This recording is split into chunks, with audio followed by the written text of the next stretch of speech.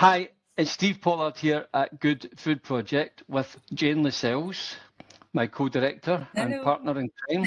And we have the great pleasure of being joined today by Mark Byford, who is known to you all as the Bowler Hat Farmer. Hello, Mark. Greetings, guys. How are we? Oh, we're good. Thanks, Mark. It's been a long time in the making, this conversation, the three of us. How long have we been talking about it? A good few months. It's good to see you. Where are you these days? Today we're down on the dairy farm down in Exeter, heading towards Truro down in Cornwall to do a speech on Saturday evening.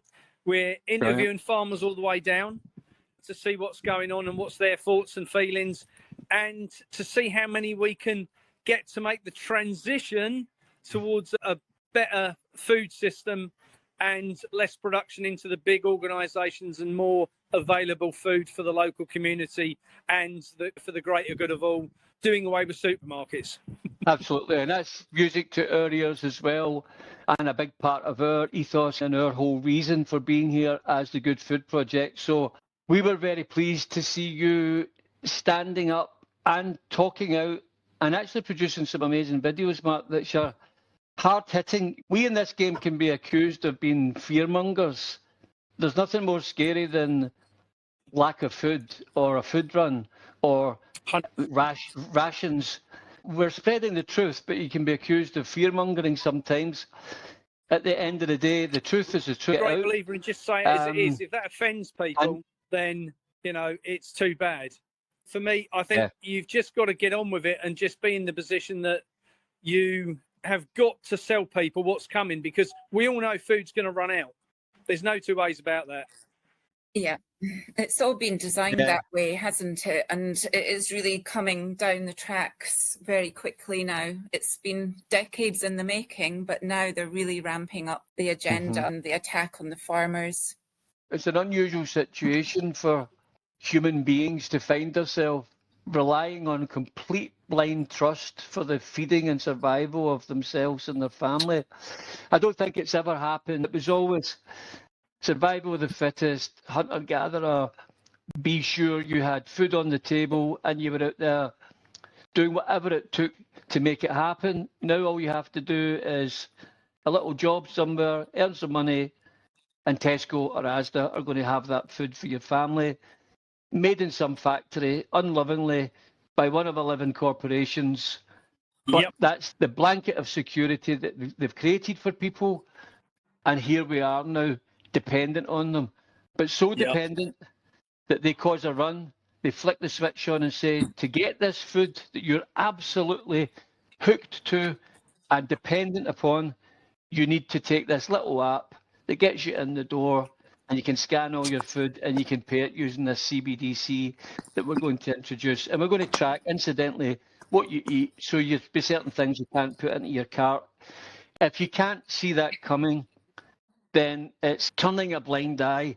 That's not fear-mongering. The whole point of being awake to what's going on in this world is being able to read the road, Mark. I'm sure you would agree with that. You see the direction of travel.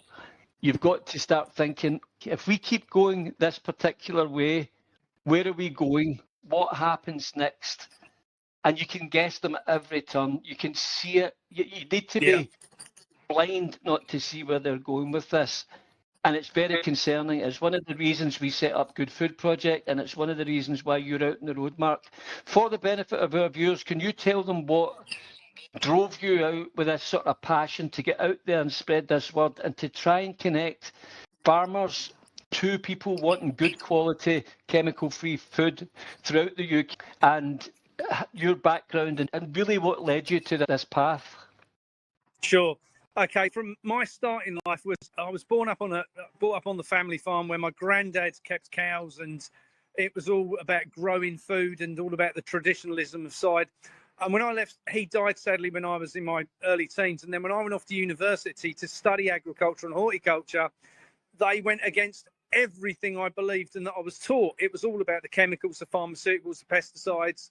And I was like, no, this isn't any good. I then, at 21, when I got married and started to have a family, started to realise just how bad the system was. So for me, it was all then very much about starting to understand how I wanted to feed my family. So I then got introduced to the 2030 agenda at 21, didn't take it seriously for the first year, but then as I started to progress into it, and my thought in all of this was always the fact that they're never going to stop farmers doing the one thing they're good at, farming.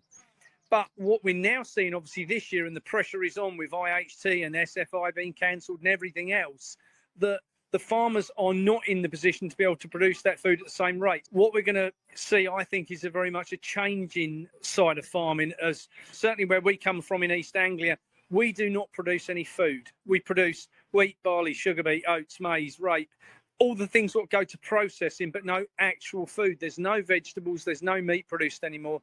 And for me, that's the bit I want to see. I'm very much about meat and two veg, so I find it difficult. Down here today on a dairy farm, 350 cows which are being milked. That to me is what a proper farm is. And unfortunately, we're seeing the desecration of the farming side and the implications of them wanting to change us over to factory farming food, and the implications that brings health-wise are just phenomenal on a bad side. So for me, it's time for my passion, which is about food and farming, to get on the road, talk to the public, talk to the farmers, see what we can do to try and get the farming community to understand that it might be that supermarkets are not the answer. The farm here I'm on now, they produce 2 million litres of milk a year. That's a lot of milk. And when you think about how you would produce that and sell it to the public, it's nigh on an impossibility. So there's got to be supply chains in place. That's what I'm hoping that the Food Finders Hub will provide. And one thing I'm finding, I had a meeting last week with an organisation called Organity, which is setting up a similar thing to what you've got online, but they're doing theirs very much in small towns, 30, 50 customers each town. And they've just set up their 7th hub. Now, for them, they're desperately trying to find farmers like this they can buy from. So it's matching those up. And I'm hoping that as we're rolling forward over the forthcoming weeks with the new site going live now at foodfindershub.org, that we'll be able to match the farmers to the requirements of the public. Now, it might be that the farmer doesn't want to supply direct to the public, but it might be that they want to supply to people like yourself. They might want to supply to people like Organity. And that's where I see this. When I'm on tour, I ask one question of the room, and we make sure we get a picture of it every time. And the one question is, would you buy chemical-free food? I don't state organic, I say chemical-free because I have a problem with the word organic. Would you like to buy chemical-free food direct from a farmer? Direct, and I always explain the directly or indirectly and what that really means. And from that, what we're seeing is it doesn't matter how big the room is, we get 100% response. So for me, if the public wants this style of food, why is it not being produced? Now, that has only come down to the last 50 years of how subsidies have been used to manipulate farmers and to play with, especially in places like East Anglia, where they've been driven to grow large amounts of arable, which really have achieved nothing, only destroy the grounds. So we've got to look at this as a collective, and a collective as in the public and the farmers need to get talking together and work together to work forward on a solution, and a real solution. Yeah, and we always say at Good Food Project, we always say your wallet is your power. Vote with your wallet.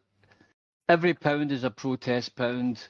It's the easiest protest, really, isn't it? And it's a numbers game. So the more people that get on board with what you're doing, with what we're doing, the less money is going to go to the supermarkets and to funding their agenda. So to get the farmers on board, they need to know that there is a demand away from the supermarkets, and so that they have a guaranteed market that they can swap to, because most of them are very highly geared to produce the volumes that are required by the supermarket. So they can't, as much as many of them will not want to supply them, they financially can't. So they need to have a financially viable alternative that will sustain them. And that's where you come in, that's where we come in, and people like us who are doing the same thing. And because the demand is there from the public. No one really likes shopping in supermarkets, and they do all want to support the farmers. They are really very well supported by the public, the farmers, and the attack that is currently on them at the moment is just, it's immense. It's desecrating their livelihoods and their well-being as well. For them to know that they have that support will be part of their ability to make that transition, hopefully. When I'm talking to farmers, it's about the transition. And I always say, not about wearing a dress on a Friday night. This is a real transition, because what we need to see is, if we've got farmers producing like 500 acres of arable, what are you actually producing? Do you know what? And I use this as my example. So my uncle grew arable. It grows about 4 tonne an acre. It earns £40 a tonne. So per acre, they earn £160 a tonne after they've paid for the glyphosate, the pesticides, everything else.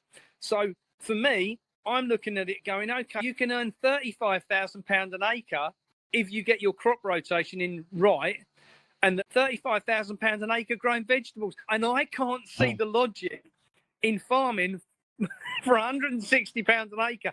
You need phenomenal amounts of acreage, and it's just ridiculous. Yeah. And I think to myself, so one of the things I'm seeing is that a lot of farmers are agreeing that they could give up a small percentage of their farm, let's say 5-10 acres, for community projects. Now, one of the things I was going to say, I was down in Glastonbury the other day doing a talk down there. I interviewed a farmer the next day, and they run a beautiful project. So how their system works is, they feed the community on the farm first. Secondly, they feed local people that are in short of money. And anything after that is then sold into the system. So they then sell that into the system. Now, the minute I started talking about, because they're all organic, the minute I started talking about the new system and the food hub and how people like yourself and Organicity exist, but they weren't aware of people like yourself. So what they're looking for is for that stuff to end up with someone like you who's serving the public directly. They don't want to sell direct to the public. What they want to do is produce. And they've just taken on a new 13-acre site. And that 13-acre site is going to be all about growing organic veg, so that they can then get that into the food supply chain. So I think that's mind-blowing. I think that we're going to start to see a whole new range of farmers coming through the system. What I'm seeing is that a lot of farmers that are talking about getting out of farming, and in my opinion, while I'm going around, we've seen across East Anglia the desecration caused by solar panels and wind turbines is untrue. Now, what I will say on that is, if we come away from growing all the crap we don't actually need, say maize to make biofuel, or sugar beet to make sugar, or all the other trash what we actually produce which takes up vast amounts of land, wheat and barley and so forth, that we don't need to grow at the rate we do. So if we were growing vegetables, we actually only need 20% of the land what we're growing on at the moment if we grew what we actually need. So whilst people are concerned about the shortage of land in the forthcoming because of BlackRock buying it or whoever, we actually only need 20% of the land if we farm it correctly to do this job properly. So my thought here is that 20% of the land, I think, will actually end up in the hand of smaller producers, people who aren't growing massive fields with agriculture. I think this is actually going to come from smaller people who are now starting to buy land, and we're starting to see this on the tour a lot. People coming up saying they've bought 50, 80, 100 acres. But you know yourself, you can do a lot with 5 acres. A market garden of 5 acres can feed a lot of people. 100%. I think what we're going to see is a whole new different range of farmers. I genuinely do. Yeah.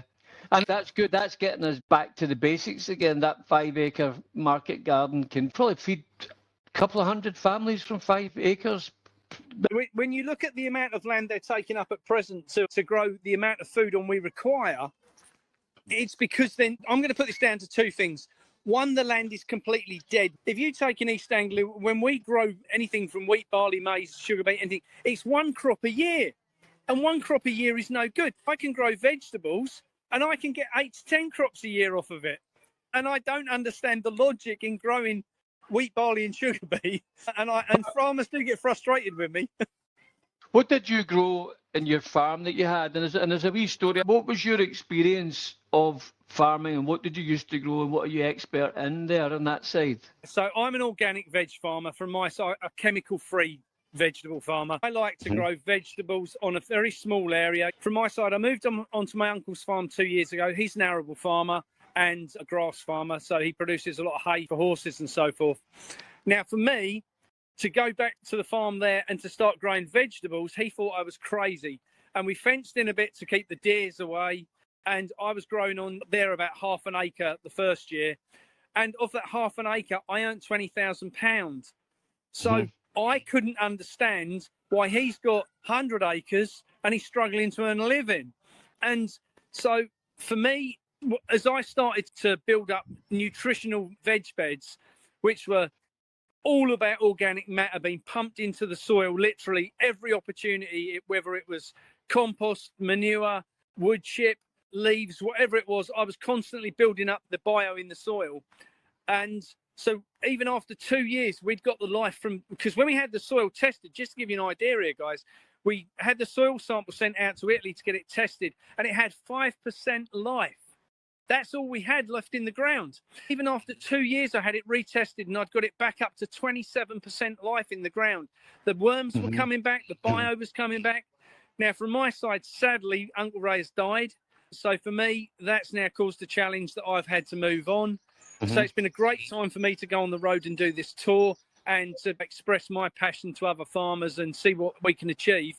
But the next thing, obviously, is what happens come October when the tour finishes. What do I then go and do? Now, I'm a great believer in adversity equals opportunity.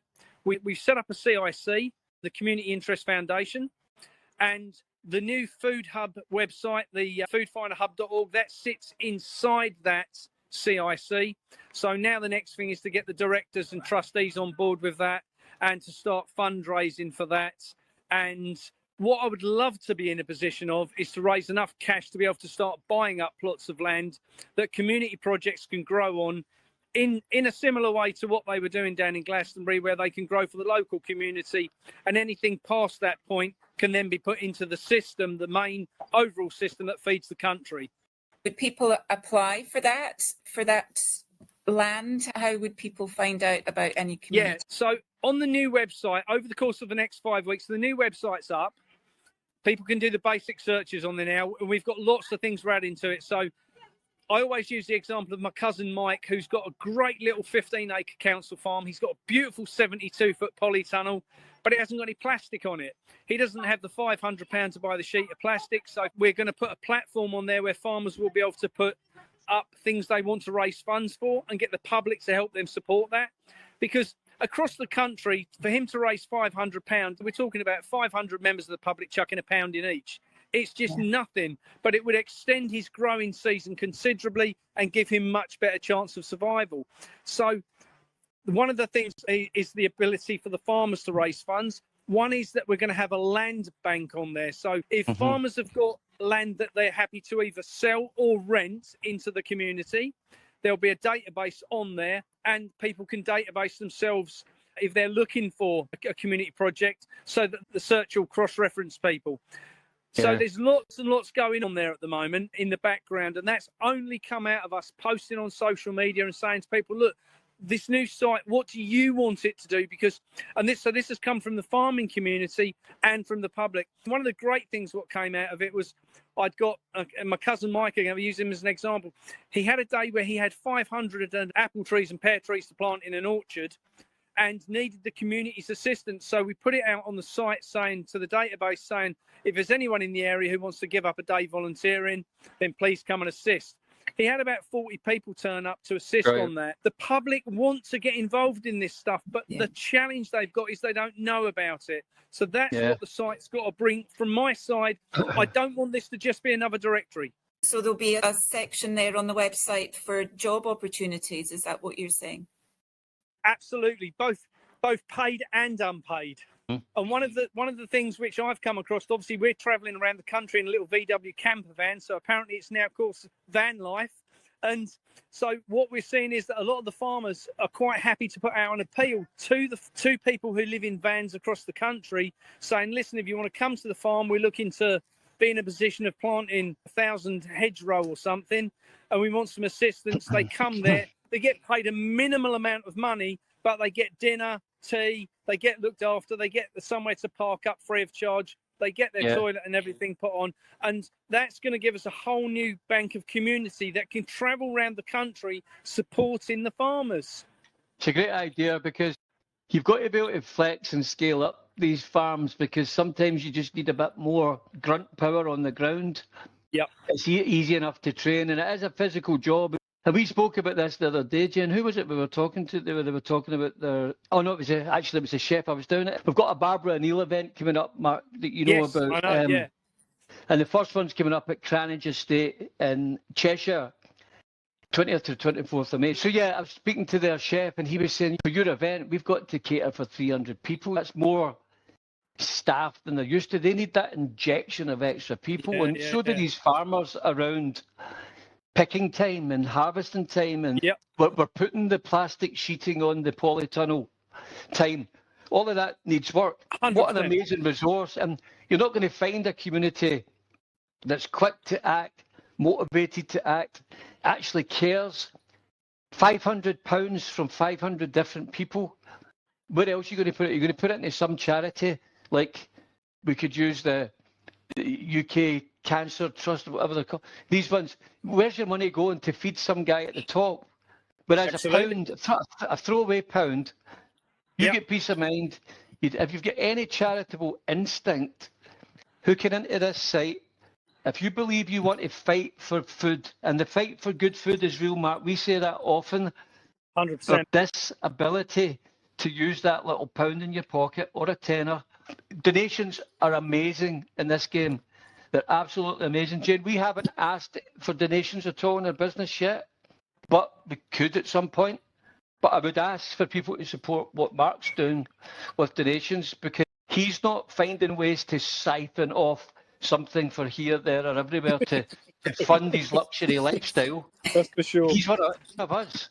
He's fighting the good fight. By donating £1 or whatever, you're also creating jobs for people, and you're also creating a source of food for yourselves. So they'll be growing the food, the vegetables, the fruit that you can then buy for your family in the future. So it's a kind of win for everybody. It may be that couple of pounds that you put in leads to a job later on that your son or daughter gets. This is the karmatic effect of good people coming together with a willingness to make a difference to this machine that we're fighting against, which does not have our interests at heart. And we better get serious about fighting for this stuff very soon.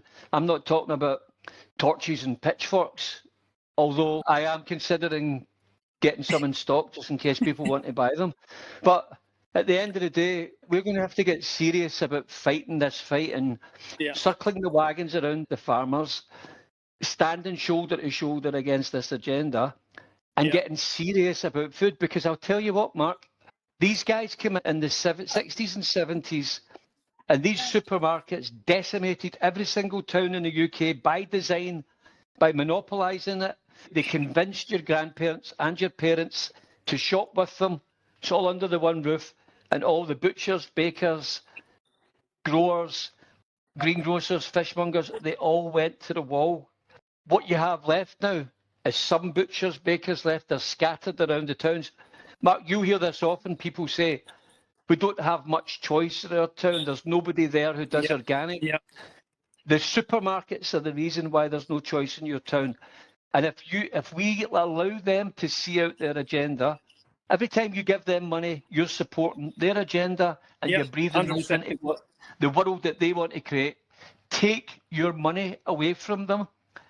Get into that farmer's market that's in your local town. It might be once every 2 weeks, but it'll be once every week if we keep coming back every week, and we get busier and busier, and the supermarket gets quieter, and your baker gets busier, and he takes on staff.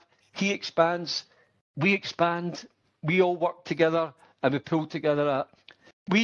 The world is what we make it, Mark. It's not what they make it. They're very good, these people, at creating the world they want to see and helping us to manifest it. What you're doing and what we're doing is the counter to that. It's an economic counterpunch to take your money away from that machine and breathe life into the food network that we want to create, to give us a choice. Without it, we will have no choices, and that's the danger. That's what they want. They're going to carbon track every purchase that you want. got a very small window to stop this now.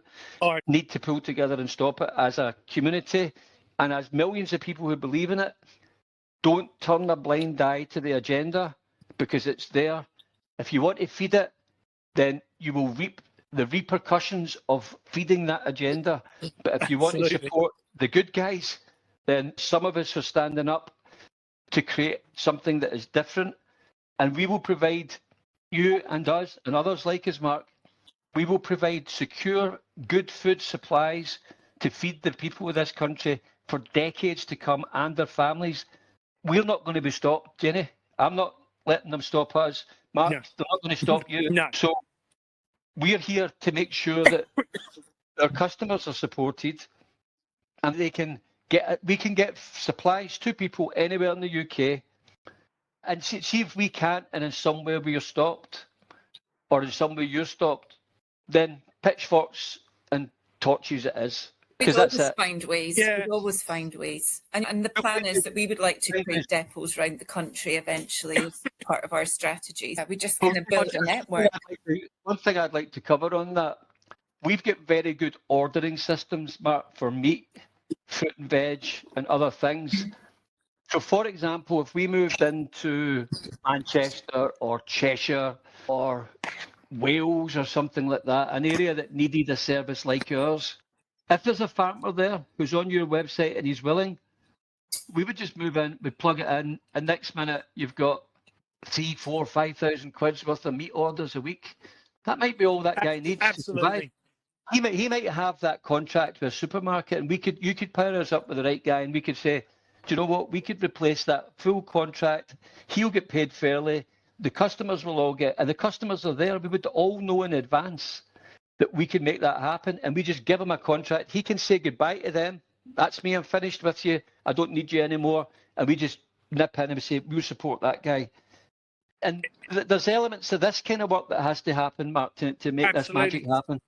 It's interesting. I was in South Wales the other day, and there was a young lad, 28 years old, hill farmer, Liam Price.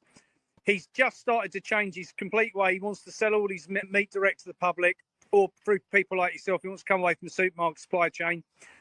He's been that busy that he sold all his own meat, and now he's having to go to his friends and say to them, can I buy your sheep, and pay them more money for it, which he wants to do. Over and above, he said it was about £30 a lamb higher than what the supermarket supply chain was giving. Farmers are delighted. The public are delighted. This is the initiatives we've got to see. One story I've got to tell you about this. So we were invited to go down to Ledbury to a new farmers market. And we went down and I ran a veg and plant stall down there. They got all the stuff delivered in locally for me and I ran the stall. Now, the council had a £30,000 grant from the government to help get a farmers market off the ground. They spent £30,000 on a consultant who told them it wasn't worth doing. The town public were then outraged about it. So they formed a market and did the market. It was amazing. There was loads of support from the public, lots of stalls there. And the council achieved one thing. They came out with a £200 bill for the guy who had organised it and said, you owe us £200 for using the car park. The best bit of all of it was at the end of the day, there was a lawyer, Ledbury Law, came to the forefront and she said, I'll pay you the 200. This lady is a vaccine injury lawyer, just set up in Ledbury, and she paid the £200 for the farmers market. That is people showing the council who's in control of the situation. £30,000. This is like your inquiries, a £2 million inquiry so that white collar guys can sit around the table and talk about their friends and whether they're guilty of crimes or not. We will decide that. Let the people go in and decide that. And it's not £3 million or £30,000 to work out that you don't need a farmer's market. If you can't see you do, who needs to consult on that? Who gave the contract? Why did they? I don't want anything off them. I don't want their money, their power, their food, their medicine. I don't want their education for my kids. I don't want anything off these people. They couldn't run a bath, Mark. Yeah. No, So we need to get serious about this for sure. It's very worrying, it's very concerning, but there's a lot of hope.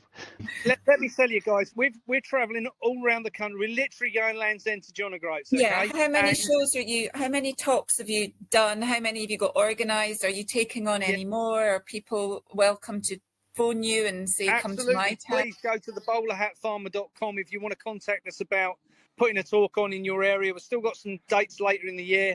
We're certainly going to be in September. We're going to be up in Scotland. Coming up to now, see. we've done 22 talks so far. We've got 107 in there which are booked. So it gets pretty pasty from here on in. But what we're finding is that the audiences are getting bigger as people are following us around on the tour. So for my side, I'm going out interviewing farmers and doing the talks in the evening. My partner, Gloria, she's taking the time to document the actual tour. So the places we're going, she's filming fields full of cows and sheep as we're driving about, talking about hedgerows. She's showing the landscapes, the background of all the information, what's coming to us. So on her channel, it's very different to mine. For me, going out and interviewing these farmers is really bringing the challenges that they're facing to the forefront, and especially the bureaucracy. The bureaucracy has got ridiculous now. DEFRA are just, they need closing down. They're not fit for purpose. The National Farmers Union stands for no fecking use, and they need closing down too. They're not there to support the farmers. And this is why I say I genuinely believe that the food is going to be grown in the future by new people coming into farming, because they've got no preconceived ideas. They don't know that they've had hundreds of thousands of pounds in subsidies over the years. They're not interested in that. They've sold a house in the city for £1 million. They've bought a plot of land for £250,000, and they've got £750,000 million sat in the bank that they're going to do some good with. And they're the people now, what I believe are going to be our new custodials of our food supply chain. Now, Mark, on the Food Finders Hub, and what's the address again? It's foodfindershub.org, is that right? So check that out, foodfindershub.org. It's a really good site. How many customers you got on there now, Mark? Actually buying There's customers? 7,000 registered. Yeah. Now, at this point in time, you can do all the searches and everything. We've held back on letting people start new accounts because there isn't anything physical to buy on there, obviously. But they can do all the searches. And then over the next few weeks, all the new sections will go live. And that will give us the ability then to be able to start doing a lot more with the site. So the guys are working really hard in the background. We've had a few challenges sorting bits out, but we didn't want to launch it until it was right, which is why we've held up to. And sadly, I'm 22 talks into the tour before we've been able to launch it. But what's the point in launching something that doesn't work? So we've got 300 farmers on there. We've got 7,000 customers on there at present. The farmers can now join. They can get themselves registered. So that's my job on this tour, is to get round to see as many farmers as possible, get the message out to all the farmers that are making that transition, because this is what this is about. Coming away from the traditional supply chain that they're used to using and the public are used to using, coming across to a new system which is allowing people like yourself to be able to sell direct to the public, and in working in between the farm and the customer as the new style of supermarket, but one with a conscience and one that wants to sell something worth bloody well selling. Because this is the problem. A lot of these supermarkets, they have no conscience. They're dead entities. They don't care. Yeah, they absolutely don't care. This is what I'm saying. The starting point, I see things often, and the guys like that, Eddie Abu and things like that. And I like Eddie Abu, but he's in there constantly saying, don't buy this from the supermarket, buy this. If they've put poison on the shelves, why buy anything? You saying you go back to the local corner store where you find out the guy's been up to no good with God knows who. You don't go back. I'm not asking the supermarkets to change their ways. They've burned their bridges as far as I'm concerned. They're gone. And whatever they find next to replace, like appeals coming in, Mark, they're going to do that. Absolutely. Across the board. They've already decided that should have the plastic spraying stuff and appeal. They are going for it. And even on organic fruit and veg, they're going to be applying it, the organic version of it. So they'll say it's okay. We'll say it's not okay, Jane, and we'll be saying to our suppliers we don't want it, and we'll be picking and choosing accordingly. And that's why we'll have farmers that we deal with whose tatties or whatever don't get sprayed versus others who do. So we're always representing the customer These guys are corner cutters by nature. A leopard will not change its spots. No. The only reason they created organic, Mark, was to stop people leaving them in droves. And they didn't want to use the good guys organic. They thought, yeah, we need organic. We need something to stop them leaving. At first, they bought in organic because they didn't have the factories to make it. Now they've made the factories, and now they're finding ways to say, look, we've got organic now. And people are thinking, okay, I want organic. I don't like these supermarkets. I wouldn't buy anything else on their shelves unless it says organic. But it's not a great choice of organic. They don't really support organic, and it's entry-level organic. They are corner cutters. I think everything on our shelves, Jen, everything in our fruit and veg, all our meat, I'd put it up against any supermarket's meats in the UK, and I'd ask your customers, taste that, taste theirs, both organic. We care, they don't, you tell me the difference. We might be a pound more. And I'll tell you what, with 10,000 customers tomorrow, we're the same price as them, Mark. We will only stock brands with integrity. So we won't stock brands because there are organic brands that have been bought up by the big corporations, even if it's just a 1% share. We do our research and we will not stock any brands that have a connection with any corporation. So we're quite thorough in that. We stand by that policy. Got to be. Well. Let me tell you a quick story. A friend of mine wanted to get into buying organic veg, and he said, I'm going to go to Waitrose. That's got to be the best there is. And I have a nitrate tester, what you stick in the veg and it tests the nitrates. And he went off, and I'll name Waitrose because it was them, okay? And I said to him, while you're there, everything you buy in organic, can you also buy in their normal supply chain stuff? 9 out of 10 of their organic range was higher in nitrate than their normal food supply was. Now, that says everything to me that I need to know. He said, no, we must have got the meter wrong. I said, test it. There's the instructions. I'm telling you. And it's the quality of the stuff. They can call it what you want, but pay it what it's worth. Unless you go to the farm or get to know the farmer, and again, directly, indirectly, someone like yourself who goes to the farmers, meets the farmers, knows what the farmer's producing, that is how the public are going to actually get something worth having and that they can honestly believe in. And the supermarkets don't care. They've got no moral compass on it. They really don't care. And it comes across, and do you know what's annoying for me, Mark, and it's annoying for everybody? The abuse of labelling and ingredients. Them and their cronies have worked under the cover of darkness to pull the wool over our eyes for decades. That labelling, there's laws coming out and there's new things that they're going to do. They're going to get worse at hiding stuff in our food. They're going to be able to hide more and more because that's what they want to be able to do. These organisations like the supermarkets, one of the guys resigned from the Soil Association, and his parting words were, if you let these guys have their way, you will wake up one day in the UK and what you think is organic could not be any further away from organic. These guys use the political power and might and financial power and might to fight against the regulators to reduce standards in organic. That's like us fighting with our organic regulator to say, we want standards of organic checks and balances to go down. That's what they did. The standards were too high. They're still fighting that fight, Mark, to make organic less healthy for people if they can get away with it. I wouldn't give them a penny. They don't deserve any of our money. They burned their bridges. It's over. I've heard people talking about one-day strikes. What one-day strike to prove to them that you're going to go back tomorrow? A divorce is a divorce. I see the farmers striking and I just cannot. It ceases to amaze me, to be honest. I don't buy into it. Why are you asking an authority body that you want to argue with for permission to not work for a day? It doesn't make sense. For me, take the money away from the system. Take it. The supermarket is one of the biggest players in the system that we all have to play in. Take it away. Take the money. If you've got any shares or anything in BlackRock, Vanguard, get rid of them. If you lose money, stand by your moral compass. For me, I cashed in all my shares in my pension, everything, because they were playing with my money. I've taken my money out. I don't care if I lose it. The one thing what's not going to happen is they're not going to use it against me or anyone else that I love.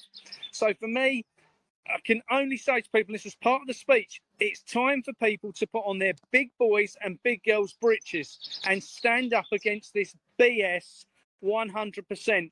I genuinely believe that this winter we'll have food shortages.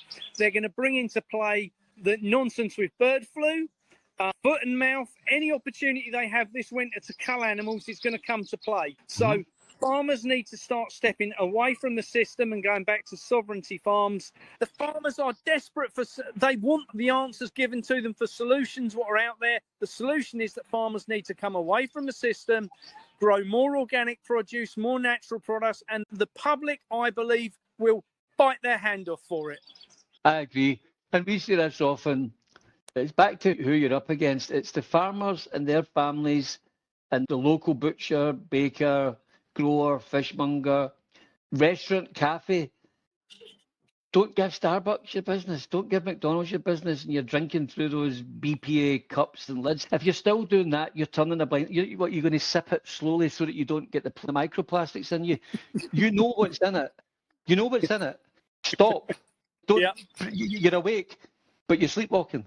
Wake up call. You need to give yourself a good shake and have a good look at yourself in the mirror. We call the supermarkets the street corner dealers for the fake food corporations. Yeah. On those shelves of those supermarkets are some of the worst foods on the planet, made in factories that are actually brutal, soulless, corner-cutting, cheap, toxic, and made with no love or thought whatsoever for the end user, only made. I don't even think they do it for money. I think they make it so cheap that their plan is not money at all. Creating customers for their health businesses. It's an immediate stopping of the relationship. It's over. They've done it for decades. The proof of their crimes are all around you, and the people and the medications they're on and the illnesses they have, a lot of it is food driven, Mark. It's another delivery mechanism for their nonsense that they tried on us in the last 4 or 5 years. People dodged a lot of bullets in those 4 or 5 years. They're not dodging that supermarket bullet this weekend. They're in there again, supporting them. Bovaer, there was a big kickback and everybody but now you're back. They know we've got short-term memories. They know we're creatures of habit, and they know we're lazy. And every single person who keeps going back, who stopped during Bovaer, and now you've snuck back again, you're a creature of habit. They know it. They're playing on it. They've got you exactly where they want you, and they're taking you to the cleaners and your family, and you're going to be ill as a result. It takes a wee bit more effort to go to the farmer's market. It takes a wee bit more effort to cook your own food. You want to buy a takeaway for your local and get it delivered by Deliveroo and pay a $5. It takes you 45 minutes to get it. You're off your head. It's non-organic chicken. The chips are cooked in rapeseed oil. You want to talk about food and buy that? Get cooking again. Get away from this system in all its many guises and start thinking about how you're going to eat and how you're going to protect your family. And growing comes into this, and everything that you're doing, Mark, comes into this. And I believe everything we're doing comes into this, Jen. That's the high-level industry that we're up against. Yeah. Our Brave New World is better than their Brave New World. 100%. But we need to breathe life into it. And I think it's happening, Mark, and it's happening with the good work you're doing. And I hope it's happening with the work we're doing as well, Jen. Mark, is there anything you'd like to finish with so that we can finish with anything that you'd like us to help you achieve with our audience so that our customers can support you in all that you're doing? Sure. I guess the biggest challenge I'm up against, because we're doing this from our own pocket, is if anyone can make a donation, even if it's 50 pence or a pound, that would be amazing. They can do that at the bowlerhatfarmer.com. There's a GoFundMe button on there. People definitely support the foodfindershub.org, and start talking to your farmers and start supporting people like yourself. You see, you've got 10,000 customers now. How hard would it be for all of those 10,000 people to recommend one friend? And suddenly we can... Don't tell them to do it tomorrow, though. We need some more packers in. Among us, there's great things that are going to come out of this. And for me, traveling around the country, if there's anybody who wants us to go and do a talk, go to the bowlerhatfarmer.com and send us a message about doing a talk. I'd love to come and talk to more audiences. I'm going to finish the tour in October.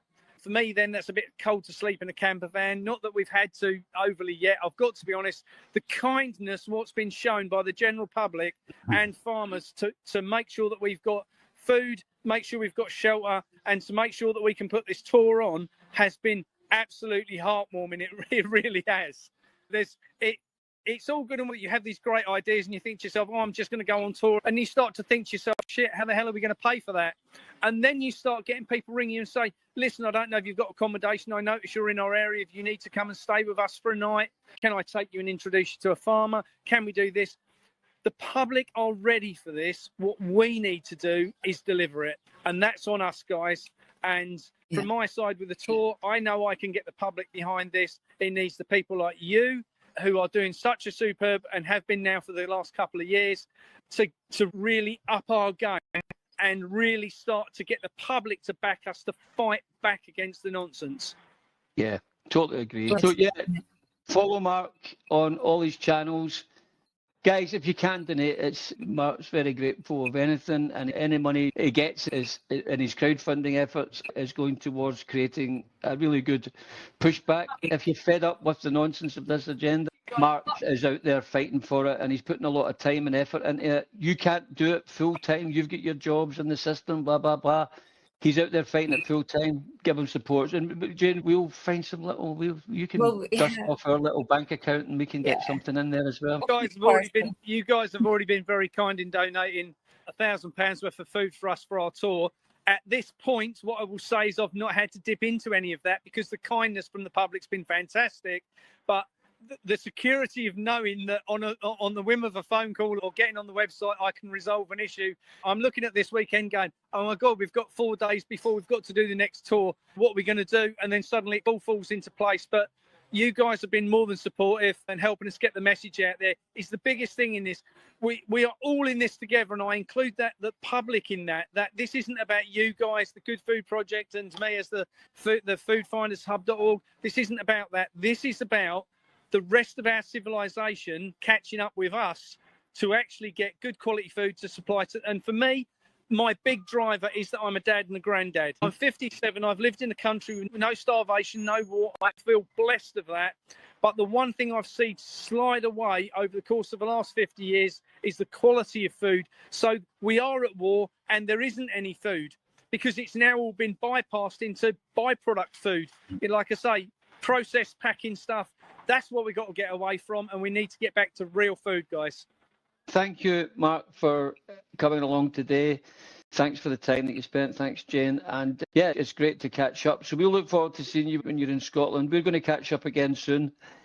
Anything at all we can do to support you, just pick up the phone and we will always help in any way we can. And we would ask anybody watching this video, please share it on your networks and groups. You guys are well connected.